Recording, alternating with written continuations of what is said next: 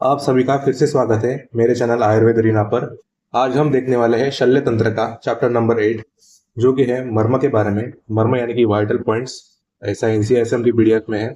आज इसमें हम इसका फर्स्ट पॉइंट देखने वाले हैं, जो कि है मर्म की निरुक्ति, प्रकार, इंडिविजुअल मर्म विद लक्षण, इन सभी के बारे में। एक ही शॉट में ये वीडियो कवर करेंगे, मर्म की निरुक्ति, प्रकार और इसमें इंडिविजुअल मर्म विद लक्षण जो भी है सबको। तो बिना कोई टाइम वेस्ट किए स्टार्ट करते हैं। उससे पहले आयुर्वेद अरीना को जरूर से जरूर सब्सक्राइब कर लीजिएगा। सबसे पहले हम देखने वाले हैं वो है मर्म की निरुक्ति के बारे में। तो मर्म की निरुक्ति किसने दी है? अरुण दत्त ने दी है। अष्टांग हृदय शास्त्रारी स्थान 4 में अरुण दत्त ने मर्म की निरुक्ति दी है। वो कहती है कि मारयति इति मर्म, मारयन्ति इति मर्माणि, मरणकारित्वा नाम मर्म, मरण सदृश दुःखदावित्वाद्वा। यानी कि मारयति इति मर्म यानी कि जिस पर हम आघात करने पर जो भी इंसान की मृत्यु हो जाती है, ऐसे कुछ पॉइंट्स। मारेंदी इति मर्माणी यानी कि जिस पे आघात कर पर्सन को इंजुरी भी हो सकती है और उसके प्राण भी जा सकते हैं। या फिर मरण सदृश दुखावित्वात्वा यानी कि जिस पर आघात होने पर मरण सदृश यानी कि मरण होने से जैसे एक दुखद पीड़ा उत्पन्न होती है, बहुत ज्यादा कष्टदायक पीड़ा उत्पन्न होती है, ऐसे कुछ पॉइंट्स जो कि शरीर में पाए जाते हैं। टोटल 107 है, इनको ही हम मर्म कहते हैं। अब हम देखते हैं मर्म की डेफिनेशन क्या है। तो मर्म की डेफिनेशन सुश्रुत शारीस्थान 6 में आई है। वो है मर्माणि नाम मान शिरा स्नायु अस्थि संधि सन्निपाता तेषु स्वभावत एव विशेषण प्राणास्तिष्ठन्ति। यानी कि मर्माणि नाम मान शिरा स्नायु, जो भी सुश्रुत के अनुसार जो भी है मर्म क्या है, तो मांस, शिरा, स्नायु, अस्थि, संधि, इन सभी का जो सन्निपात है, यानी कि जो भी एक जंक्शन है मांस, शिरा, स्नायु, अस्थि और संधि का, इनको ही मर्म कहा जाता है। तेजु स्वभाव एवं विशेषण प्राणस्थित, यानी कि एक ऐसा विशेष स्थान जहां पर प्राण का आश्रय होता है, यानी कि जहां पर लाइफ फोर्स इम्बेड होते हैं शरीर में, उनको ही सुश्रुत ने मर्म कहा है। दूसरी हम मर्म की डेफिनेशन देखने वाले हैं, जो कि है अश्राक हृदय शारीस्थान के अनुसार। वो है विषम स्पंदन यत्र पीड़िते रुक्ष मर्मम तत्, यानी कि जहां पर ऐसे पॉइंट शरीर के जहां पर विषम स्पंदन होते हैं, यानी कि विषम तरीके से स्पंदन होते हैं, पाल्पेशन होता है, वहां पर मर्म पाए जाते हैं। सामान्य लक्षणम पूर्व मर्माणाम पीड़िते हृदयोत्पत्ति विश्वाम च स्पंदनम, यानी कि जहां पर ऐसी पीड़ा होती है या फिर विषम स्पंदन उत्पन्न होती है, वो उसके सामान्य लक्षण होते हैं, वहां पर मर्म पाए जाते हैं, ऐसा अष्टांग हृदय के अनुसार मानना है। तीनों डेफिनेशन इंपॉर्टेंट है। निरुक्ति, दूसरी डेफिनेशन सुश्रुत के अनुसार, और तीसरी डेफिनेशन विश्वाम स्पंदनम वाली अष्टांग हृदय के अनुसार। ये तीनों अच्छे से करके रखिएगा ताकि आपको पेपर में लिखने के लिए आसानी हो। अब हम देखते हैं मर्म का नंबर और उसके लोकेशन, यानी कि टोटल नंबर कितने हैं मर्म के। तो सभी को पता है, फर्स्ट ईयर में सबने पढ़ा है कि मर्म के टोटल 107 मर्म होते हैं नंबर में, और उनके लोकेशन ये हमने डिस्ट्रीब्यूट किए हैं। तो फर्स्ट है इसमें शाखागत मर्म, दूसरा इसमें उरा या फिर उदरगत मर्म, दूसरा इसमें आता है पृष्ठगत मर्म, उसके बाद आता है ऊर्ध्वजत्रुगत मर्म, और टोटल ऐसे होते हैं 107 मर्म। तो शाखागत मर्म यानी कि ईच शाखा में 11 मर्म होते हैं, ऐसे 4 शाखा है हमें, तो उसके टोटल बन गए 44 मर्म। ऊरा और उदरगत मर्म यानी कि ऊर यानी कि जो चेस्ट रीजन है, या फिर उदरगत मर्म यानी कि जो पेट का रीजन है, वो टोटल मिलाकर उनमें से 12 मर्म होते हैं।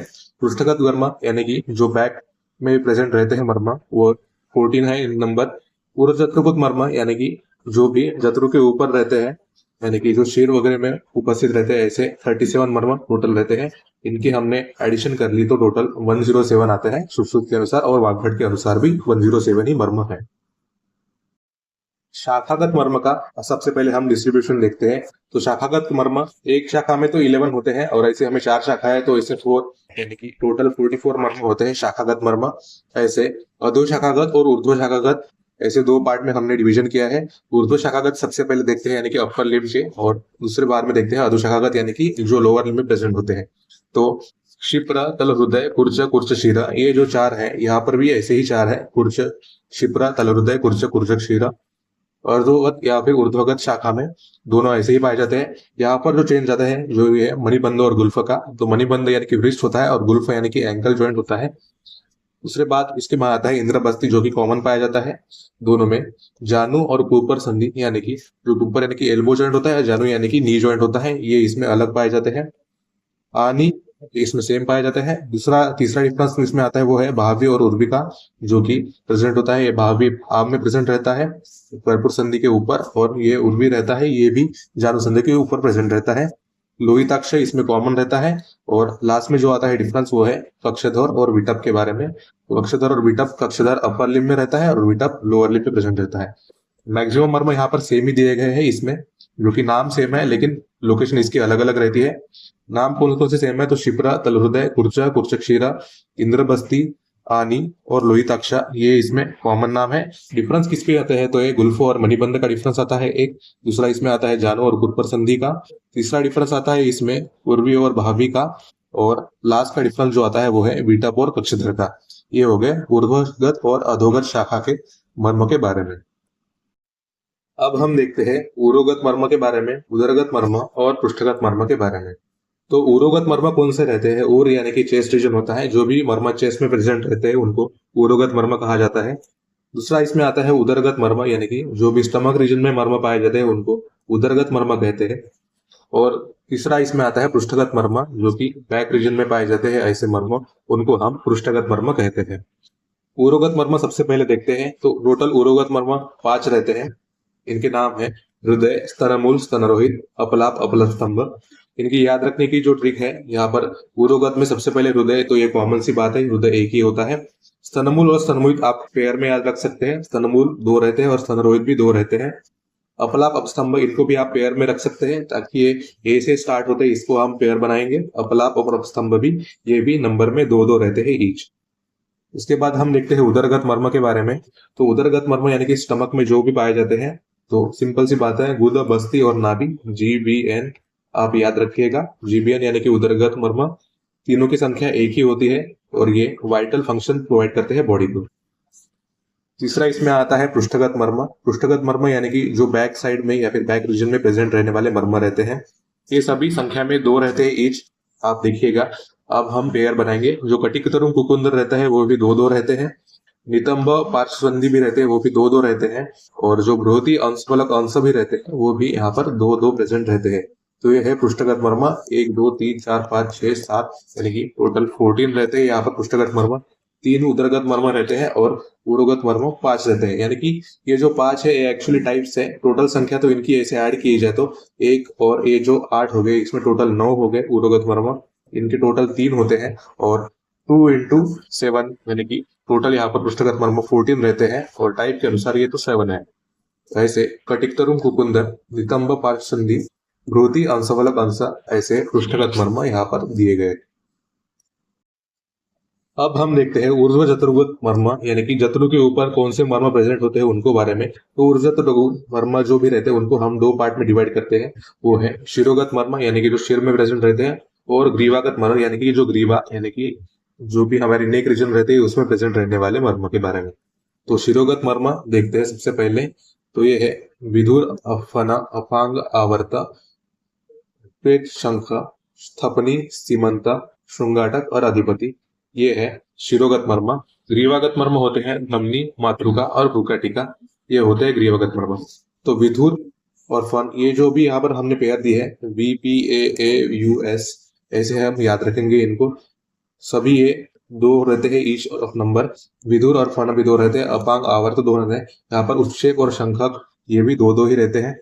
उसके बाद जो स्पेशल आते हैं, इनके नंबर थोड़े डिफरेंस होते हैं शिरोगत मर्म में, तो याद रखने के लिए हमने इसको सेपरेट किया है। तो जो सबसे पहले स्थपनी आता है, स्थपनी यानी कि जो आईब्रोस में बीच में जो रहता है मर्म, वो नंबर में 1 ही रहता है। सीमंत जो रहते हैं, यानी कि जो भी सूचर रहते हैं सल के, वो 5 रहते हैं।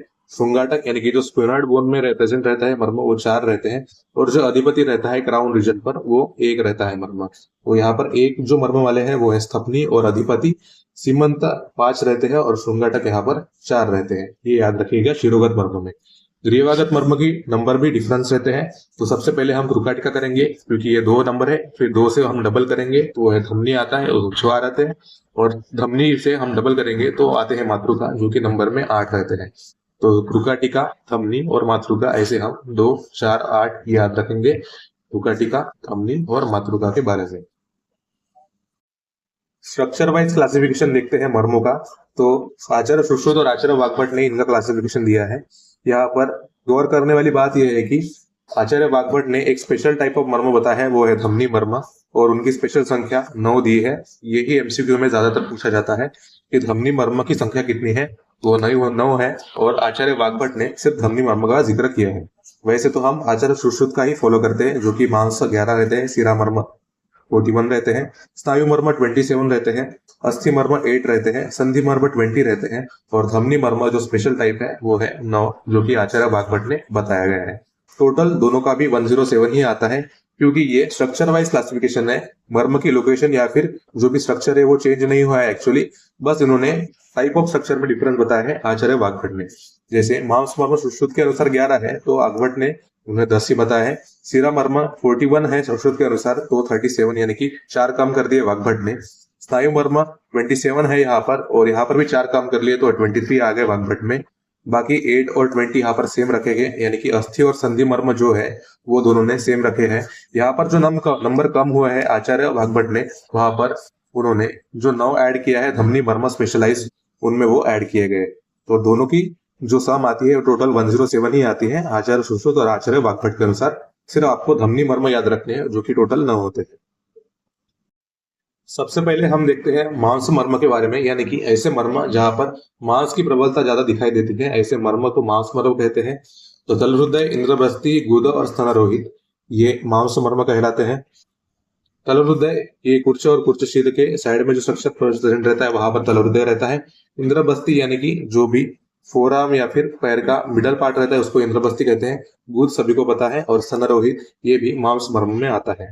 दूसरा इसमें आता है सीरा मर्म। तो जो नीला मन्या ऐसी धमनियां जो रहती है, मातृका, श्रृंगाटक, अपांग, स्थपनी फन, स्तनमूल, अपला, अपस्तंभ, हृदय, नाभि, पार्श्वसंधि, भ्रूधि, लोहिताक्ष और उर्वी ये सब सिरा मर्म में आते हैं। सिरा मर्म यानी कि जो वेस्कुलर टाइप स्ट्रक्चर रहता है या फिर वेसल रहते हैं, नर्व्स रहते हैं, सिरा मर्म कहते हैं। नीला मन्या मातृका, श्रृंगाटक, अपांग स्थपनी फन, स्तनमूल, अपलाप, अपस्तंभ, हृदय, नाभि, पार्श्वसंधि, बृहति, लोहिताक्ष, उर्वी ये सिरा मर्म कहते हैं। स्नायु मर्म अब हम देखने वाले हैं। तो स्नायु मर्म यानी कि जिसमें टेंडन्स या फिर लिगामेंट्स स्ट्रक्चर पाए जाते हैं। आनी, विटप, कक्षधर, कुर्च, कुर्चशीरा, बस्ती, शिप्रा, अंश, विधुरा, उपक्षेप ये सारे स्नायु मर्म कहते हैं। बस्ती स्पेशली पूछा जाता है एमसीक्यू में कि ये स्नायु मर्म है या कौन सा मर्म है। तो कुर्च, कुर्चशीरा भी याद रखने को आसान है। के से जो भी आते हैं ज्यादातर के से ही आते हैं स्नायु मर्म में। तो आप कक्षधर, कुर्च, कुर्चशीरा, शिप्र ये सारे याद रखिएगा। सिर्फ यहाँ पर कटिक तरुण जो आता है वो अस्थि मर्म रहता है, ये याद रखिएगा एक्सेप्शन में। जो भी हम याद रखने की ट्रिक यूज करते हैं उसके बाद आपके हिसाब से याद रखिएगा। उसके बाद हम देखते हैं अस्थि मर्म के बारे में। तो अस्थि मर्म अंशफलक, शंख, कटिक तरुण और नितंब ये सारे अस्थि मर्म कहलाते हैं। यहाँ पर हम देख सकते हैं कि अंशफलक यानी कि जो स्कैपुलर रीजन है, शंख यानी कि जो टेम्पोरल रीजन है, कटिक तरुण और नितंब ये अस्थि मर्म में आते हैं। सबसे इजी याद रखना है संधि मर्म के बारे में, क्योंकि हम बोन्स के स्ट्रक्चर है, जॉइंट्स की हम पढ़ाई करते ही हैं, वैसे हम संधि मर्म याद रख सकते हैं। तो जानू यानी कि नी जॉइंट, कुरपर संधि यानी कि एल्बो जॉइंट, सीमंता जो कि हेड में प्रेजेंट रहता है, अधिपति ये भी क्राउन रीजन पे प्रेजेंट रहता है, गुल्फा यानी कि एंकल जॉइंट, मणिबंध यानी कि व्रिस्ट जॉइंट, कुकुंदर यानी कि जो बैक रीजन में प्रेजेंट रहता है, आवर्त और भ्रूकाटिका ये दोनों शिरोगत मर्म प्रेजेंट रहते हैं। ये सारे संधि मर्म याद रखने को इजी हो जाते हैं। सिक्स्थ में इसमें धमनी मर्म जो कि आचार्य वाग्भट ने स्पेशली बताए गए हैं। तो धमनी मर्म हमने देखा था गुद जो रहता है वो मांस मर्म रहता है, लेकिन यहाँ पर जो वाग्भट ने धमनी मर्म बताया है गुद को।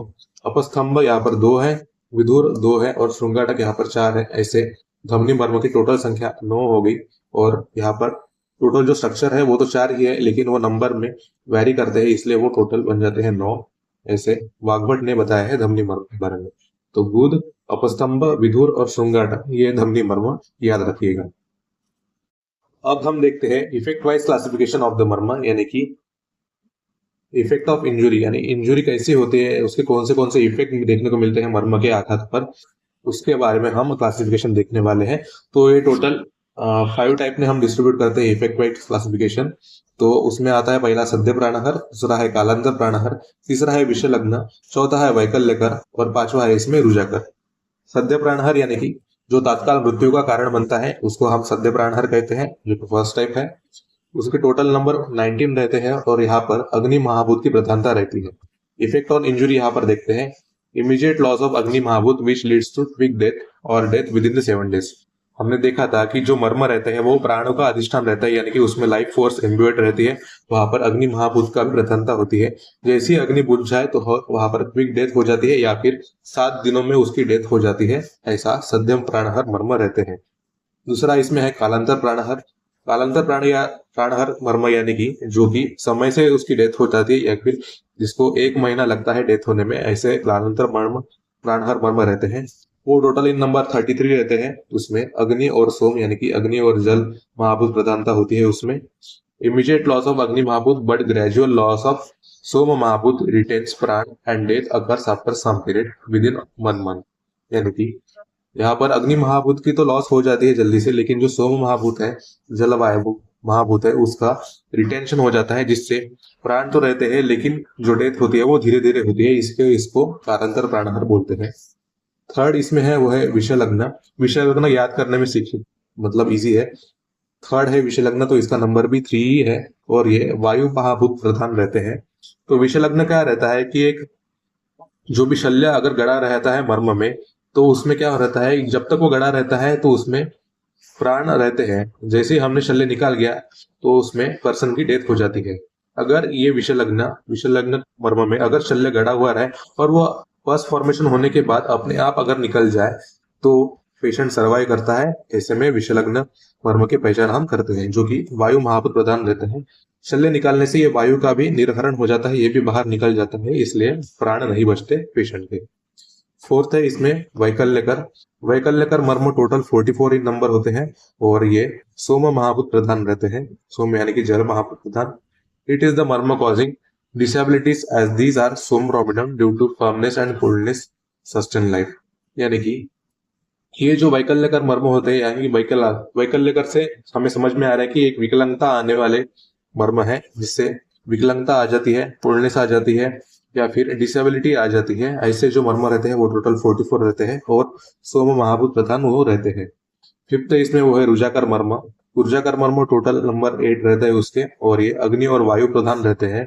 मर्म causes only pen but not death. यानी कि जो रुजाकर मर्म रहते हैं वो सहनीय होते हैं, उन पर वेदना का ज्यादा असर तो नहीं होता, मृत्यु तक तो कभी नहीं जाते। तो ये मर्म सीवियर पेन जनरेट कर सकते हैं, ज्यादा से ज्यादा डेथ इसमें नहीं होती। तो ये होते हैं रुजाकर मर्म। टोटल नंबर 8 होता है और अग्नि और वायु प्रधान इसमें रहता है। बहुत से स्टूडेंट क्या करते हैं कि मर्मों को याद करने के लिए ट्रिक याद करते हैं, लेकिन जो भी हम प्रैक्टिकली देखते हैं उससे ज्यादा से ज्यादा समझ में आ जाता है और वो ज्यादा से ज्यादा देर तक हमें ध्यान में भी रहता है। इसलिए हमारे बॉडी पर जो भी मर्म पाए गए हैं उनका ठीक से ऑब्जर्वेशन करिएगा ताकि आपको मर्म इजिली याद हो सके। सबसे पहले देखते हैं शाखागत मर्मों के बारे में। शाखागत मर्म, उसमें हम अपर लिम्ब के मर्म देखने वाले हैं एक एक करके, उसके वित्त लक्षण भी देखने वाले हैं अब। तो क्षिप्र तल हृदय, कुर्च कुर्च शीरा, मणिबंध इंद्रबस्ती ऊपर, आनी बाबी लोहिताक्ष कक्षधर, ये सब पाए जाने वाले अपर लिम्ब में मर्म होते हैं। यहाँ पर हमें डिफरेंस कैसे कैसे देखने को मिलता है, तो गुल्फो और मणिबंध का डिफरेंस मिलता है अधो ऊर्ध्व शाखा में। दूसरा इसमें डिफरेंस आता है कुरपर और जानु संधि में। तीसरा इसमें डिफरेंस आता है उर्वी और भावी में। और विटप कक्षधर, ये भी 4 डिफरेंस आ जाते हैं अधो शाखागत और ऊर्ध्व शाखागत मर्म में। सबसे पहले हम देखने वाले हैं अपर लिम्ब के मर्म एक एक करके।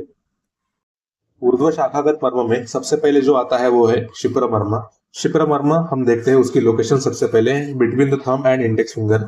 यहाँ पर हम डायग्राम में देख सकते हैं, यहाँ पर क्षिप्र मर्म की लोकेशन बताई गई है between the thumb and index finger. ये हो गया हमारा थंब और ये हो गया हमारा इंडेक्स फिंगर। इनके जो जंक्शन में जो आता है वो है क्षिप्र मर्म। तो क्षिप्र मर्म का नंबर कौन रहता है, तो ये 2 रहते हैं नंबर में। यहाँ पर हम देख सकते हैं कि ये लेफ्ट हैंड की डायग्राम में है और ऐसे ही हम राइट हैंड में देखें तो वहां पर भी एक क्षिप्र मर्म होगा। यानी कि जो ऊर्ध्व शाखागत क्षिप्र मर्म है वो 2 रहते हैं और अधो शाखागत भी 2 रहते हैं। ऐसे टोटल नंबर 4 रहते हैं बॉडी में क्षिप्र मर्म के। यहाँ पर ऊर्ध्व शाखा की बात कर रहे हैं तो यहाँ पर 2 नंबर दिया गया है। इसका जो प्रमाण रहता है वो है आधा अंगुली, यानी कि जो अंगुली प्रमाण रहता है, अंगुली यानी कि मिडल ऑफ मिडल फैलेंक्स, ये होता है 1 अंगुली। यहाँ पर डायग्राम हम देख सकते हैं, जो कि बीच का पार्ट रहता है, ये होता है 1 अंगुली। इसका भी हम आधा कर लिए तो ये क्षिप्र मर्म का प्रमाण हो जाएगा। ये टाइप कौन सा है क्षिप्र मर्म का, तो ये स्नायु मर्म है और कालांतर प्राणहर, यानी कि इसकी डेथ यानी कि आघात होने पर यहाँ की डेथ 1 महीने के बाद होगी। ये कालांतर प्राणहर मर्म है। और स्नायु मर्म है, यानी कि यहाँ पर टेंडन्स या फिर लिगामेंट्स पाए जाते हैं। विद्ध लक्षण इसमें क्या है, कॉजेज डेथ फ्रॉम कन्वल्शन, यानी कि अगर पेशेंट को आघात होकर कन्वर्जन आए तो ही इसमें डेथ होगी, अदरवाइज ये कालांतर प्राणहर मर्म है, 1 महीने के बाद इसमें डेथ होगी। दूसरा हम देखने वाले हैं वो है तल हृदय। तल हृदय मर्म। तल हृदय मर्म की सबसे पहले लोकेशन देखते हैं तो यहाँ पर हम डायग्राम में देख सकते हैं। तल हृदय मर्म यहाँ पर बीच में पाया जाता है, जो कि हम अगर एक सीधी लाइन खींची जाए पाम की और मिडल फिंगर की तो यहाँ पर एग्जैक्टली सेंटर में आता है, वो होता है तल हृदय मर्म। तल हृदय मर्म नंबर में 2 रहते हैं, एक जो हम लेफ्ट में देख रहे हैं यहाँ पर और एक होगा राइट में, तो ये टोटल नंबर 2 रहते हैं। इसका भी प्रमाण आधा अंगुली रहता है, जो कि जो शिप्र मर्म था उसके बराबर है, आधा अंगुली। ये टाइप कौन सा है इसमें, तो तल हृदय का टाइप रहता है मांस मर्म और कालांतर प्राणहर। तल हृदय हम याद रखेंगे कि जो शिप्र भी था वो भी कालांतर प्राणहर मर्म था, और तल हृदय ये भी कालांतर प्राणहर मर्म है। और ये मांस मर्म है, यानी कि यहाँ पर सिर्फ मसल पाए जाते हैं या फिर टिश्यू पाए जाते हैं, ये ऐसा तल हृदय मर्म है। शिप्र में हमने देखा था कि वहां पर स्नायु यानी कि स्नायुगत मर्म है, तो वहां पर टेंडन्स या फिर लिगामेंट्स पाए जाते हैं, लेकिन तल हृदय जो रहता है वहां पर मांस मर्म रहता है, इसलिए यहाँ पर टिश्यू पाए जाएंगे, और ये भी कालांतर प्राणहर मर्म है। विद्ध लक्षण क्या है, death from the severe pain. अगर यहाँ पर आघात हो जाए तो उससे सीवियर पेन उत्पन्न होता है, और कालांतर प्राणहर मर्म है इसलिए इसकी जो पेशेंट की डेथ जो होगी वो 1 महीने के बाद होगी। तीसरा जो ऊर्ध्वशाखागत मर्म में हम देखने वाले हैं वो है कुर्च मर्म। तो कुर्च मर्म हमें याद रखना है कि अबव शिप्र मर्म इसकी लोकेशन होती है। यहाँ पर हमने देखा था कि शिप्र मर्म कहाँ पर है, तो इसका और इसका जो जंक्शन रहता है वहां पर शिप्र मर्म पाया जाता है, और जो कुर्च मर्म रहता है अबोध शिप्र मर्म, यानी कि शिप्र मर्म के 1 या 2 अंगुल ऊपर कुर्च मर्म पाया जाता है। हमने देखा था कि हाथों का जो रचना रहती है ये एंड रहता है, और ऐसे हम ऊपर जाते हैं तो ऐसे ये डायग्राम में अबो शिप्र मर्म दिया गया है, जो कि पुरुष मर्म का स्थान रहता है। इसका प्रमाण क्या रहता है, तो ये 4 अंगुली इसका प्रमाण रहता है। हमने देखा था कि जो शिप्र मर्म था तो वो आधा अंगुली था, लेकिन जो पुरुष मर्म रहता है उसका प्रमाण 4 अंगुली रहता है। शिप्र मर्म के समान ये भी जो पुरुष मर्म रहता है वो स्नायु मर्म रहता है, यानी कि इसमें टेंडन्स या फिर लिगामेंट्स पाए जाएंगे। ये वैकल्यकर मर्म है, यानी कि इसमें अगर आघात हो जाए तो ये विकलांगता लाता है, यानी कि डिफॉर्मिटी लाता है हैंड में, और हाथों में कंपन उत्पन्न करता है, ट्रेमर्स इन द हैंड्स। यही इसका विद्ध लक्षण है। चौथा हम ऊर्ध्वशाखागत मर्म देखने वाले हैं वो है कुर्चशीर मर्म। कुर्चशीर मर्म डायग्राम में देख सकते हैं हम, यहाँ पर कुर्चशीर मर्म पाए जाते हैं। यहाँ पर एंड में हम 2 कुर्चशीर मर्म देखने वाले हैं, below wrist joint on it's both sides. ये नंबर में 2 रहते हैं, 1 अंगुली इसका प्रमाण होता है, और ये भी स्नायु मर्म रहते हैं। स्नायु मर्म यानी कि टेंडन्स या फिर लिगामेंट्स इसमें भी पाए जाएंगे।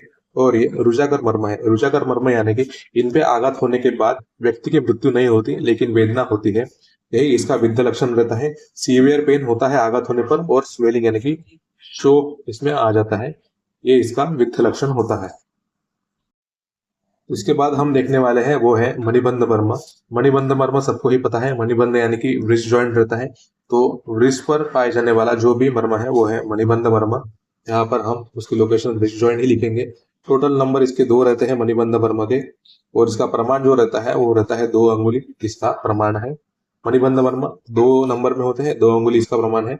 मणिबंध मर्म व्रिस्ट जॉइंट है, जॉइंट से ही समझ में आना चाहिए कि ये संधि मर्म होने वाला है, और ये रुजाकर मर्म होता है, यानी कि इसमें आघात होने पर वेदना होती है, व्यक्ति की मृत्यु नहीं होती है, यही इसका विद्ध लक्षण भी है। सीवियर पेन इसमें प्रेजेंट रहता है, और स्टिफनेस और हैंड यानी कि हाथों में स्तब्धता आ जाती है अगर इस पे आघात हो जाए, हाथों की मूवमेंट रेस्ट्रिक्ट हो जाती है, यही मणिबंध मर्म का विद्ध लक्षण कहलाता है। उसके बाद हम देखने वाले हैं वो है कुरपर मर्म, यानी कि जो कुरपर संधि रहती है वहां पर कुरपर मर्म पाया जाता है। इसकी लोकेशन एल्बो जॉइंट रहती है। नंबर ये टोटल 2 नंबर में रहते हैं, और इसका अंगुली प्रमाण 3 अंगुली रहता है। हम देखें ये कुरपर मर्म है, यहाँ पर इसका अंगुली प्रमाण 3 अंगुली रहता है। टाइप क्या है, तो नाम से ही पता चल रहा है कि एल्बो जॉइंट है, एल्बो जॉइंट से हम संधि मर्म इजीली लिख सकेंगे। और ये वैकल्यकर मर्म है, यानी कि ये विकलांगता उत्पन्न करने वाला मर्म है। आघात होने पर हैंड की मूवमेंट रेस्ट्रिक्ट हो जाती है और इसमें विकलांगता आ जाती है, ये इसका विद्ध लक्षण कहलाता है, जो कि वीकनेस ऑफ हैंड या फिर विकलांगता आ जाती है हैंड में। उसके बाद हम देखने वाले हैं वो है आनी मर्म। आनी मर्म कहाँ पर रहता है, जो कुरपर संधि रहते हैं उसके 3 अंगुल ऊपर आनी मर्म रहता है। 3 अंगुल अबव कुरपर संधि, यहाँ पर हम आनी मर्म देख सकते हैं, यहाँ पर आनी मर्म की लोकेशन होती है। ये डू इन नंबर होता है, यानी कि आनी मर्म भी संख्या में 2 होते हैं। प्रमाण इसका आधा अंगुली रहता है, आनी मर्म छोटा है तो इसका प्रमाण भी छोटा ही रहेगा, इसलिए आधा अंगुली इसका प्रमाण रहता है। ये एक स्नायु मर्म है और वैकल्यकर मर्म है, यानी कि स्नायु मर्म यानी कि पर लिगामेंट्स या फिर टेंडन्स पाए जाते होंगे, और ये वैकल्यकर मर्म है, इसलिए यहाँ पर स्वेलिंग या फिर स्टिफनेस आ जाती है हैंड में, यही इसका वित्त लक्षण कहलाता है। उसके बाद हम देखने वाले हैं वो है भावी मर्म। जो भावी मर्म रहता है, ये जो आनी मर्म के ऊपर रहता है थोड़ा सा प्रेजेंट, यानी कि जो भी हम ये पोर्शन देखने वाले हैं, ये पोर्शन की एग्जैक्टली ये मिडल में रहता, मिडल ऑफ आर्म एंटेरियरली, इसको बोलते हैं भावी मर्म। ये भी नंबर में 2 रहता है। इसका अंगुली प्रमाण 1 अंगुली होता है। आनी का अंगुली प्रमाण हमने आधा अंगुली देखा था, और ये 1 अंगुली इसका भावी का प्रमाण रहता है। ये एक सिरा मर्म रहता है और ये वैकल्यकर मर्म है। सिरा मर्म यानी कि ये स्ट्रक्चर, इसमें सिरा पाए जाते हैं, और ये वैकल्यकर मर्म है, यानी कि wasting of arm muscle due to blood loss से इसका विद्या लक्षण होता है। अब हम देखते हैं लोहिताक्ष मर्म के बारे में। तो यहाँ पर जो भावी मर्म रहता है, यानी कि इसका जो मिडल पोर्शन रहता है, यहाँ पर भावी मर्म प्रेजेंट रहता है, और इसके जस्ट ऊपर यहाँ पर लोहिताक्ष मर्म प्रेजेंट रहता है। यहाँ पर डायग्राम में लोहिताक्ष मर्म दिखाई नहीं दे रहा, लेकिन यहाँ पर जो शोल्डर के जस्ट नीचे रहता है eight the base of the arm, जो कि भावी मर्म के ऊपर रहता है, यहाँ पर लोहिताक्ष मर्म प्रेजेंट रहता है। ये भी नंबर में 2 रहता है, इसका प्रमाण आधा अंगुली रहता है। ये भी सिरा मर्म और वैकल्यकर मर्म है, जिससे क्या होता है कि इसको आघात होने पर जो वित्त लक्षण प्रेजेंट होते हैं इसमें, तो death due to loss of blood और पैरालिसिस भी इसमें आ जाता है। ये होता है लोहिताक्ष मर्म। पैरालिसिस इसमें याद रखिएगा, ये इंपॉर्टेंट वित्त लक्षण है लोहिताक्ष मर्म का। कहाँ पर प्रेजेंट रहता है, तो ये भावी मर्म के अबो और शोल्डर जॉइंट के नीचे प्रेजेंट रहता है। अंगुली प्रमाण इसका आधा अंगुली है, और ये सिरा मर्म है। सिरा मर्म और वैकल्यकर विकलांगता यानी कि इसमें पैरालिसिस आ जाता है। उसके बाद जो आखिरी जो रहता है शाखागत मर्म, ऊर्ध्व शाखागत मर्म, वो है कक्षधर मर्म। तो कक्षधर मर्म हम डायग्राम में देख सकते हैं कि यहाँ पर जो चेस्ट रीजन जो रहता है और ये शोल्डर जो रीजन रहता है, उसका जो जंक्शन होता है यहाँ पर, वहां पर कक्षधर मर्म रहता है। नंबर इसका 2 है, यानी कि ये लेफ्ट में एक रहता है और राइट में एक रहता है, ये है कक्षधर मर्म। इसका अंगुली प्रमाण 1 अंगुली रहता है। इससे पहले जो हमने देखा था लोहिताक्ष, इसका भी प्रमाण 1 अंगुली रहा है, उसका भी प्रमाण 1 अंगुली था। ये टाइप कौन सा है इसमें, तो ये स्नायु मर्म है, जो कि वैकल्यकर मर्म भी है, यानी कक्षधर मर्म यहाँ पर स्नायु प्रेजेंट रहते हैं, और ये वैकल्यकर यानी कि विकलांगता लाता है, जिससे इसका वृत्त लक्षण भी समझ में आ जाता है, जो कि पक्षाघात या फिर पैरालिसिस भी इसमें आ जाता है। तो लोहिताक्ष कक्षधर में पैरालिसिस आ जाता है, क्योंकि ये दोनों वैकल्यकर मर्म है। और लोहिताक्ष जो था, लोहिताक्ष वो है स्नायु मर्म नहीं था, वो सिरा मर्म था, और जो कक्षधर है वो स्नायु मर्म है। तो ये डिफरेंस याद रखिएगा। ऊर्ध्व शाखागत मर्म तो हमने देख लिए हैं। अब हम स्टार्ट करेंगे अधो शाखागत मर्म।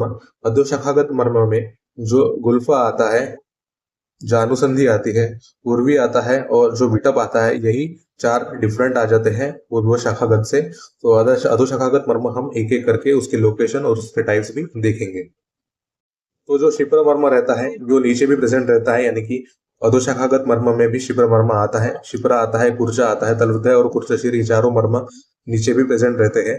शिप्र मर्म की यहाँ पर लोकेशन हम देख सकते हैं, जो ये टो रहता है और उसके नेक्स्ट टो, ये दोनों के बीच में जो प्रेजेंट रहता है, यही होता है शिप्र मर्म। शिप्र मर्म संख्या में 2 रहता है, ऊपर 2 और नीचे 2, ऐसे बॉडी में टोटल 4 होते हैं, और नीचे में जो प्रेजेंट रहते हैं वो 2 रहते हैं। इसका भी प्रमाण आधा अंगुली रहता है, जैसे हमने अपर में देखा था, ये नीचे भी आधा अंगुली इसका प्रमाण है। ये टाइप क्या है, तो ये स्नायु मर्म है और कालांतर प्राणाहार मर्म है, यानी कि जो यहाँ पर रहता है ये भी स्नायु मर्म है। हमने ऊपर भी देखा था शुक्र मर्म, वो भी स्नायु मर्म ही था। और कालांतर प्राणाहार मर्म, यानी कि 1 महीने के बाद इसमें डेथ हो जाएगी पेशेंट की, अगर आघात हो जाए तो। वित्त लक्षण इसका देखते हैं, तो डेथ फ्रॉम कन्वर्जन सेम लक्षण है। यहाँ पर अगर कन्वर्जन आ गए पेशेंट को, तो उसकी डेथ हो जाएगी। ये हो गए शिप्र मर्म का वित्त लक्षण। दूसरा हम जो देखते हैं वो है तलहृदय मर्म। यहाँ पर हम देख सकते हैं जो कि ये जो सेकंड रहता है, सेकंड से अगर हम एक लाइन खींचते हैं और बीच में इसमें ट्रांसवर्स लाइन खींचते हैं, तो ये एग्जैक्टली बीच में जो मर्म आता है वो है तलहृदय मर्म। In the line with middle toe upwards in the centre of the sole, centre of the sole में जो प्रेजेंट रहता है वही होता है तलहृदय मर्म। संख्या में ये भी 2 रहता है, आधा अंगुली, इसका भी प्रमाण आधा अंगुली रहता है, लेकिन ये मांस मर्म रहता है। कालांतर प्राण मर्म शिप्र के अनुसार ही है तलहृदय, लेकिन ये मांस मर्म है। शिप्र हमारा जो था वो था स्नायु मर्म, और जो तलहृदय है वो है मांस मर्म। विद द लक्षण इसका देखते हैं तो डेथ फ्रॉम सीवियर पेन, अगर बहुत ज्यादा पीड़ा उत्पन्न करता है तो पेशेंट की डेथ हो जाती है, 1 महीने के बाद डेथ होगी क्योंकि ये कालांतर प्राणाहार मर्म है। तीसरा मर्म हम देखते हैं अधोशाखावत में, वो है कुर्च मर्म। तो कुर्च मर्म कहाँ प्रेजेंट होता है, तो शिप्र मर्म के नीचे जस्ट ये कुर्च मर्म प्रेजेंट रहता है। ये भी संख्या में 2 होता है, लेकिन इसका प्रमाण ज्यादा है, तो ये 4 अंगुली रहता है कुर्च मर्म। याद रखिएगा, एमसीक्यू में बहुत बार पूछा जाता है कि कुर्च मर्म, ये 4 अंगुली इसका प्रमाण रहता है।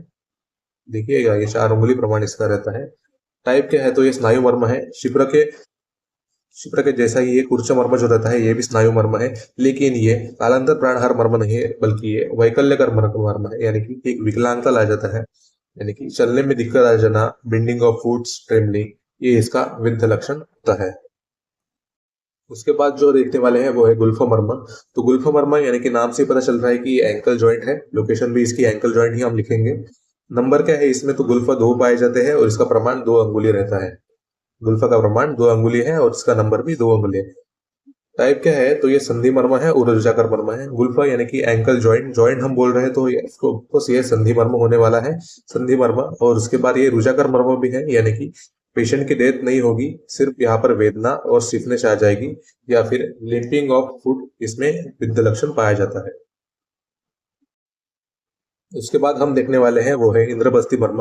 यहाँ पर हम डायग्राम में देख सकते हैं कि यहाँ पर ये इंद्रबस्ती मर्म है, 2 नंबर भी इसके 2 रहते हैं। ऊपर मतलब ऊर्ध्व शाखागत मर्म में इंद्रबस्ती रहता है और नीचे में ये 2 प्रेजेंट रहते हैं, जो कि मिडल ऑफ द फुट यानी कि मिडल ऑफ द लेग में प्रेजेंट रहते हैं, in the line with heel upwards in the middle of the calf, यानी कि इन दोनों के जो बीच में एग्जैक्टली जो मर्म आता है ये है इंद्रबस्ती मर्म।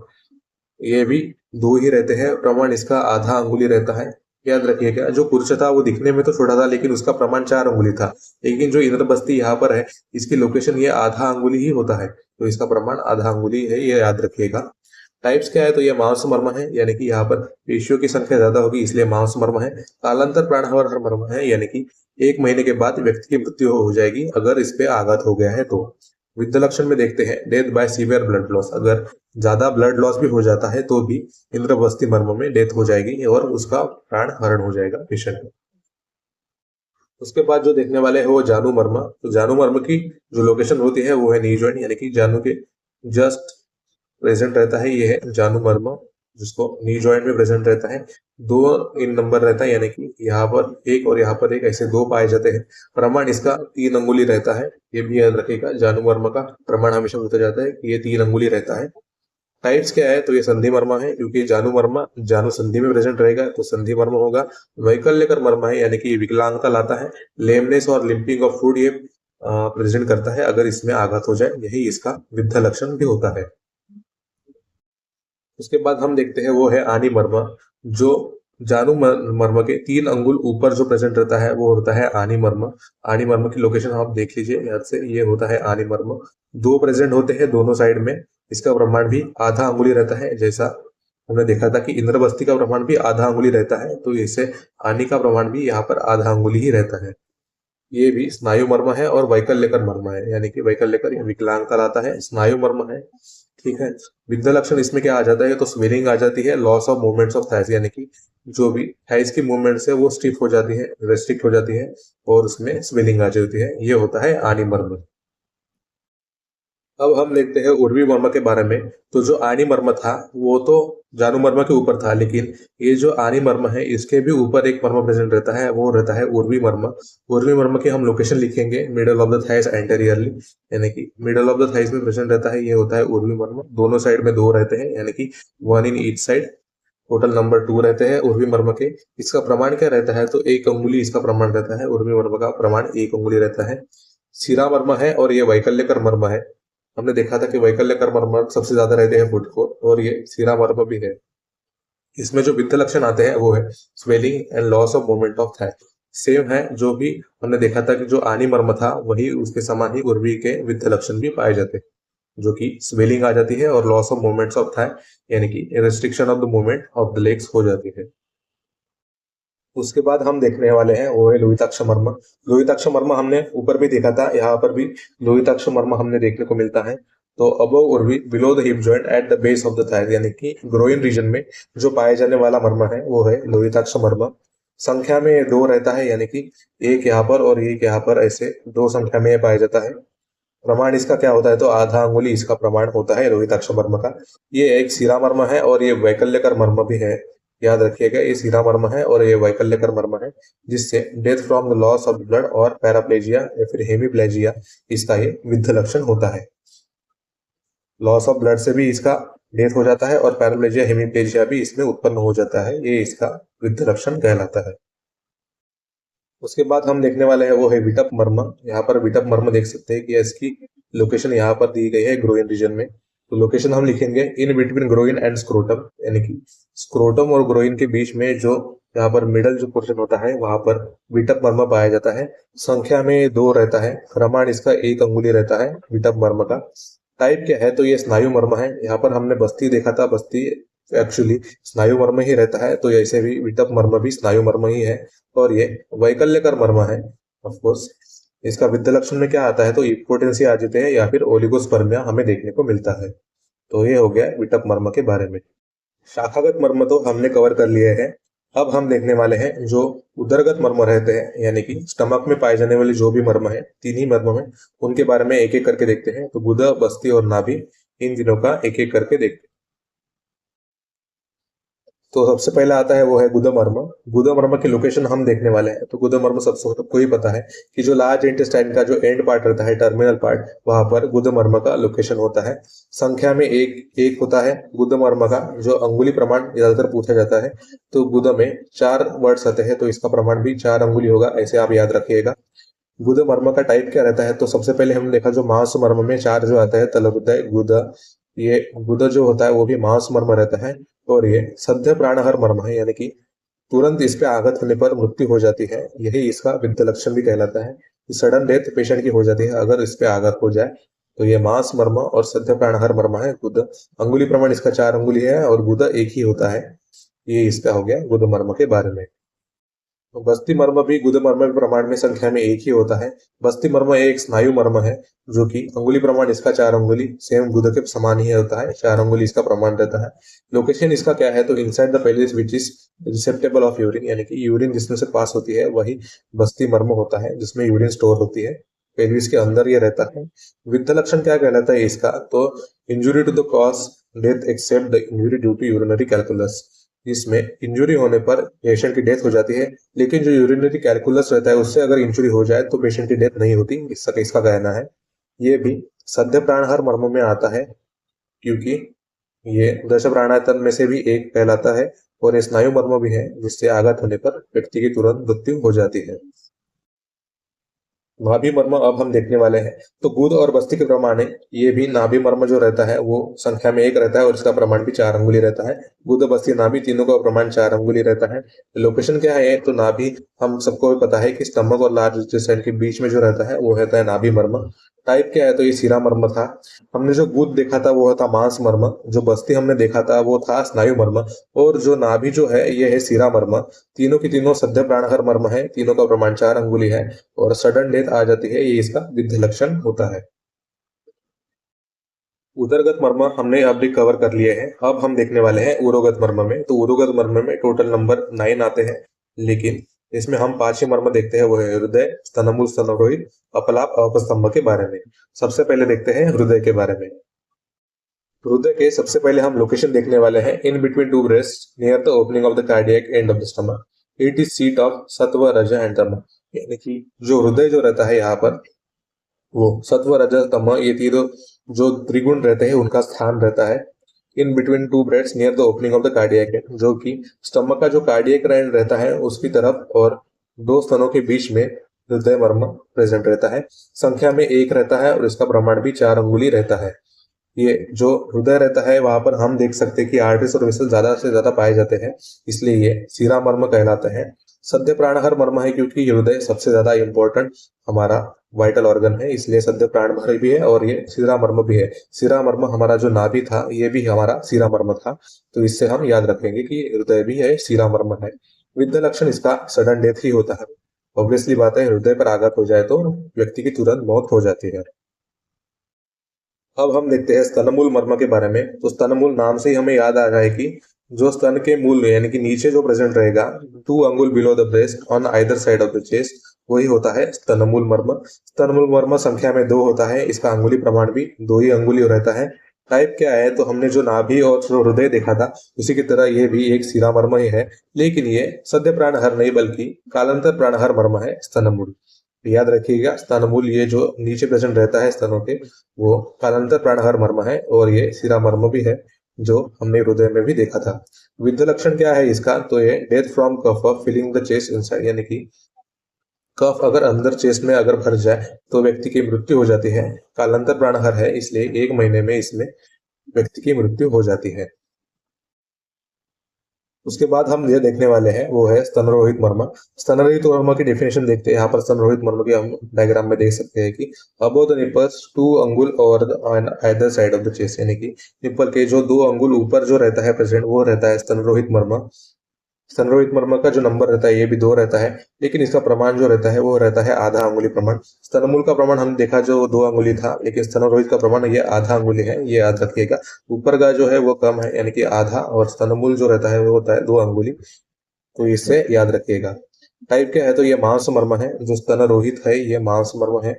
जो हमने देखा था कि तलहृदय जो भी था और जो बुध था ये मांस मर्म थे दोनों, और ऐसे ही स्तनरोहित जो है वो मांस मर्म है।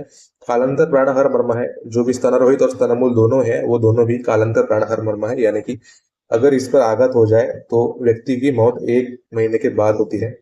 वित्त लक्षण में क्या आता है, death from blood filling the chest, कास श्वास, यानी कि श्वास कास, और अगर रक्त का इसमें भरण हो जाए चेस्ट में तो भी व्यक्ति की मृत्यु हो जाती है। ये हो गया स्तनरोहित का वित्त लक्षण।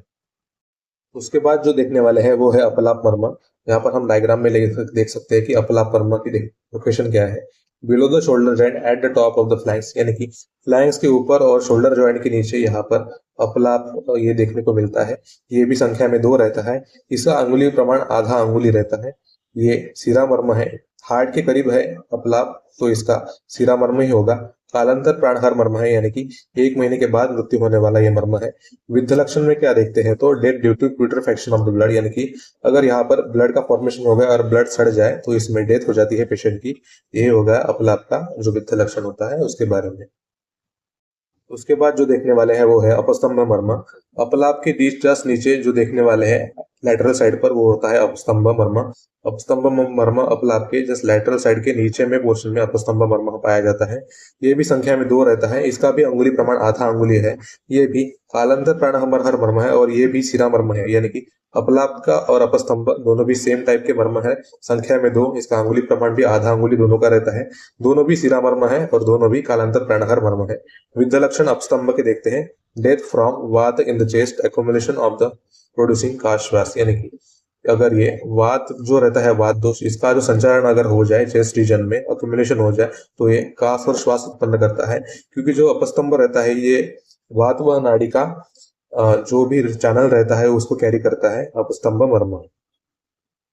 तो अभी हमने उरोगत मर्म और उदरगत मर्म कवर कर लिए हैं। आगे हम देखने वाले हैं वो है पृष्ठगत मर्म। तो पृष्ठगत मर्म में कौन कौन से आते हैं, तो कटिक तरुण कुकुंदर नितंब पार्श्व संधि बृहति अंश फलक अंश, ये जो मर्म रहते हैं वो होते हैं पृष्ठगत मर्म। ये आप हम एक एक करके कवर करने वाले हैं। पार्श्वगत मर्म में सबसे पहले देखने वाले हैं वो है कटिक तरुण मर्म। यहाँ पर हम देख सकते हैं डायग्राम में कि कटिक तरुण मर्म कहाँ पर पाया जाता है। On the both sides of vertebral column near the bones of the pelvis, यानी कि जो पेल्विक बोन रहता है उसके जस्ट पास में वर्टिब्रल कॉलम के नीचे यहाँ पर कटिक तरुण पाया जाता है। ये यहाँ पर और एक यहाँ पर कटिक तरुण संख्या में 2 पाए जाते हैं, एक राइट साइड में और एक लेफ्ट साइड में। प्रमाण इसका क्या होता है, तो ये आधा अंगुली इसका प्रमाण रहता है कटिक तरुण का। आधा अंगुली प्रमाण याद रखिएगा। कटिक तरुण ये एक अस्थि मर्म है और ये कालांतर प्राणहर मर्म है, यानी कि 1 महीने के बाद इसकी मृत्यु होगी।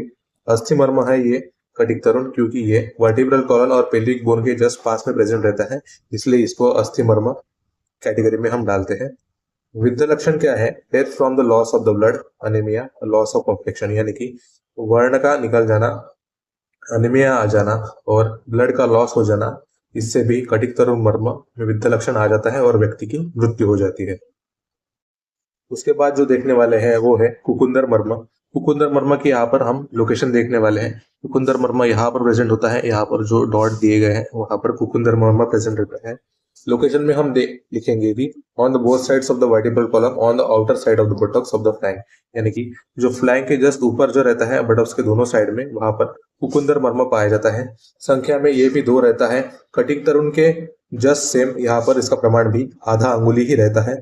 ये अस्थि मर्म हमने कटिक तरुण का देखा था, लेकिन जो कुकुंदर है वो संधि मर्म है, ये याद रखिएगा। जो कटिक तरुण था वो अस्थि मर्म था, लेकिन जो हमने कुकुंदर देख रहे हैं ये संधि मर्म है, और ये वैकल्यकर मर्म है, यानी कि ये विकलांगता लाता है कुकुंदर मर्म, जिससे पक्षाघात भी होने के चांसेस बढ़ जाते हैं। विद्या लक्षण में हम देखते हैं कि loss of sensation and function of lower parts of the body. हमने देखा था कि ये वैकल्यकर मर्म है, इसलिए पक्षाघात का ये एक प्रबल दावेदार है। लॉस ऑफ सेंसेशन और लोअर बॉडी पार्ट के जो फंक्शन जो रहते हैं उस पर कंट्रोल नहीं रहता, इसलिए वैकल्यकर मर्म है। और कटिक तरुण जो अस्थि मर्म था, लेकिन कुकुंदर ये संधि मर्म है, याद रखिएगा। तीसरा हम जो देखते हैं पृष्ठगत मर्म में वो है नितंब मर्म। नितंब मर्म आप हम डायग्राम में देखेंगे। नितंब मर्म यहाँ पर प्रेजेंट रहता है above the pelvis covering internal organs and attach to the flanks. Attach to the flanks रहता है, पेल्विस के अबोव रहता है। यहाँ पर 2 नितंब मर्म हम देख सकते हैं। संख्या में भी 2 रहता है, इसका भी प्रमाण आधा अंगुली ही रहता है।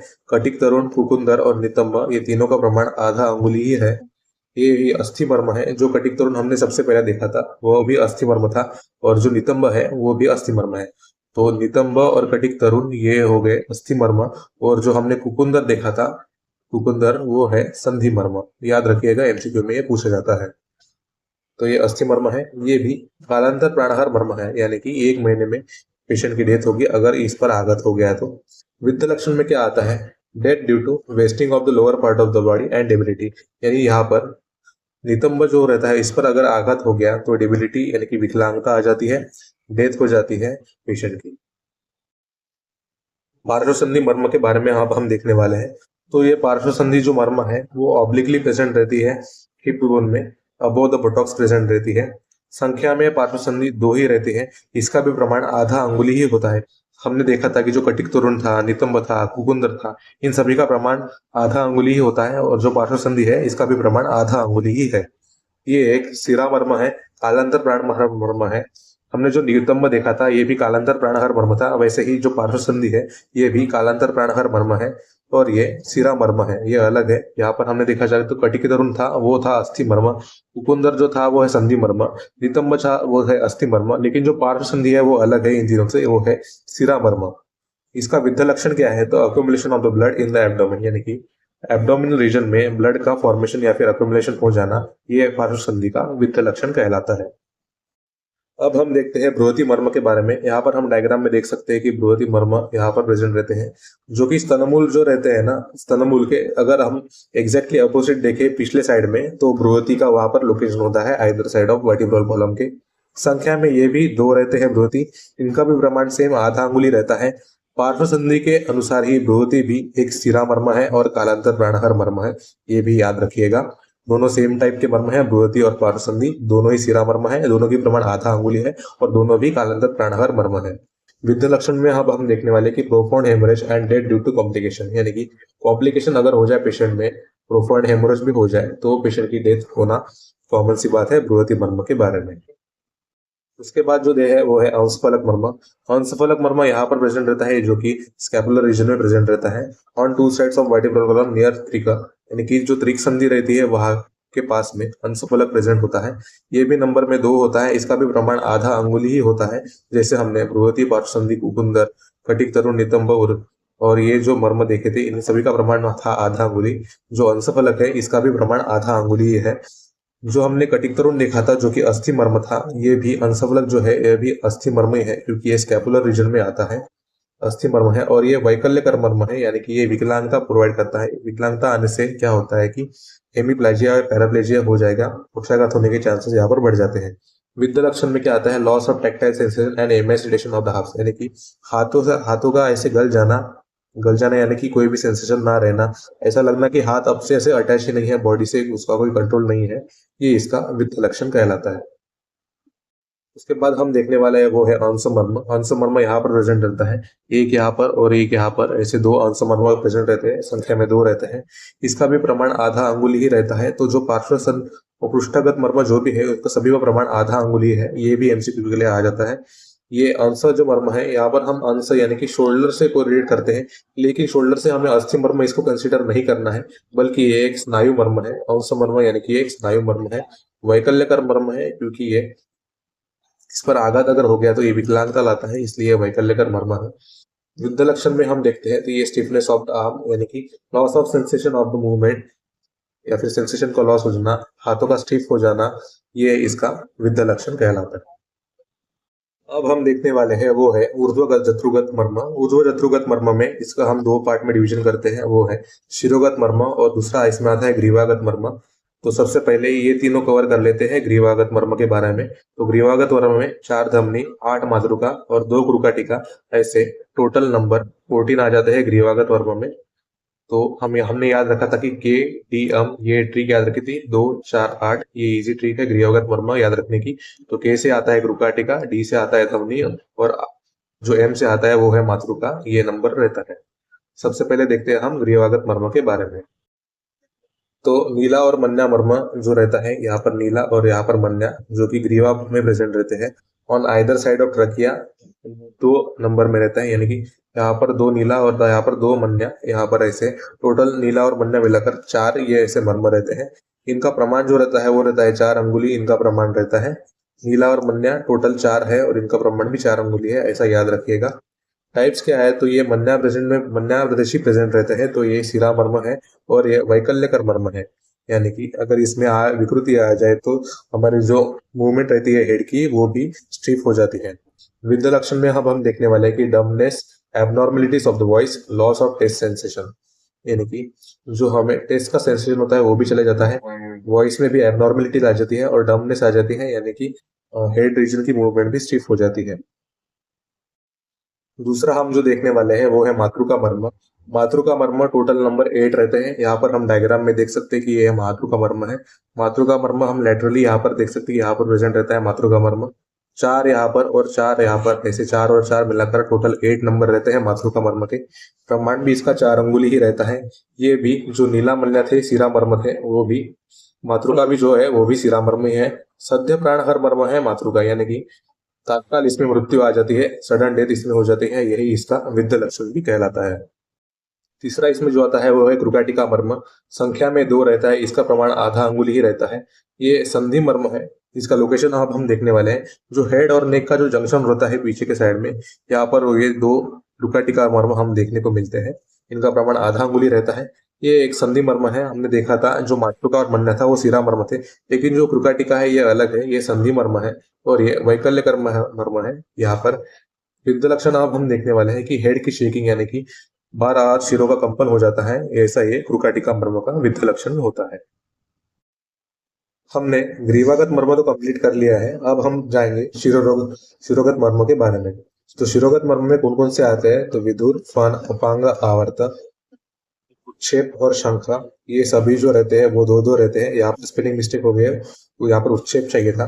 स्थपनी, स्थिमंत, श्रृंगाटक और अधिपति, ये शिरोगत मर्म में आते हैं। एक एक करके उनके बारे में देखते हैं। सबसे पहले देखते हैं विदुर मर्म के बारे में।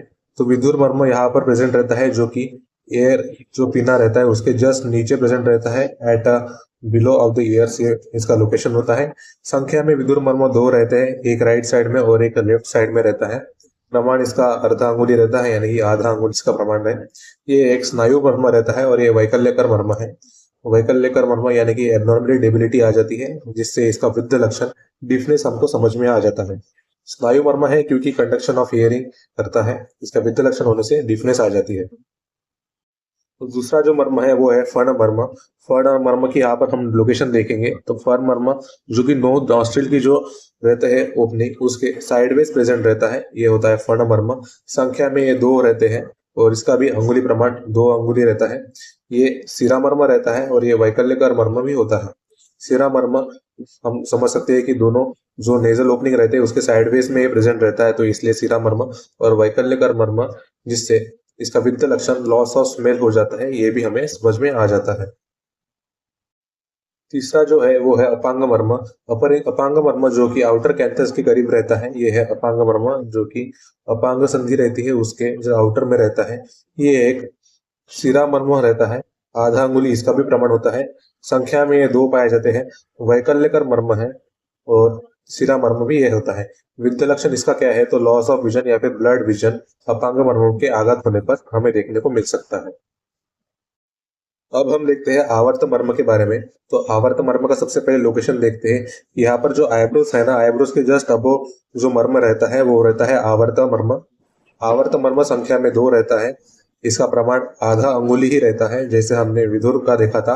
आवर्त का भी प्रमाण आधा अंगुली रहता है, उच्छेद भी आधा अंगुली ही रहता है। ये आवर्त मर्म जो है ये संधि मर्म है। जैसे हमने विधुर देखा था ये स्नायु मर्म था, लेकिन जो आवर्त रहता है ये संधि मर्म रहता है और ये वैकल्य कर्म मर्म है। इसका विद्या लक्षण में क्या आता है कि लॉस ऑफ विजन और ब्लड विजन। ये भी हमें उत्क्षेप जो हमने देखा था अपांग, अपांगी समावी आवर्त मर्म है, जिससे लॉस ऑफ विजन और ब्लड विजन हमें आघात होने पर देखने को मिल सकता है। उसके बाद जो आता है शंख मर्म। शंख मर्म यहाँ पर टेम्पोरल फोसा में प्रेजेंट रहता है, तो ये होता है शंख मर्म। शंख मर्म का लोकेशन टेम्पोरल फोसा होता है, संख्या में दो रहता है। इसका भी प्रमाण आधा अंगुली ही रहता है शंख मर्म। शंख मर्म समझ में आता है कि यहाँ पर बोन ज्यादा प्रोमिनेंट हमें दिखाई देता है, तो ये अस्थि मर्म हो गया। और ये सद्य प्राणहर मर्म है, यानी कि आघात होने पर व्यक्ति की तत्काल मृत्यु हो जाती है, सडन डेथ, इसका विद्या लक्षण देखने को मिलता है। तो ये हो गया शंख मर्म के बारे में। उसके बाद हम देखते हैं वो है उत्क्षेप मर्म के बारे में। तो जो शंख मर्म के जस्ट अबो रहता है, जहां पर हेयर लाइन यहाँ पर टच होती है, वो रहते हैं उत्क्षेप मर्म। उत्क्षेप मर्म संख्या में दो रहते हैं, इसका भी अंगुली प्रमाण आधा अंगुली ही रहता है। उत्क्षेप मर्म ये स्नायु मर्म है, जैसे हमने विदुर देखा था स्नायु मर्म, ये भी स्नायु मर्म ही रहता है।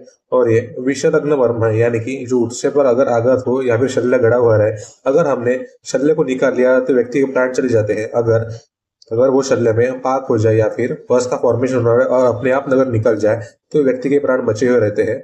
इसलिए इसका विद्या लक्षण death as shalya is removed, pus formation as shalya removes itself.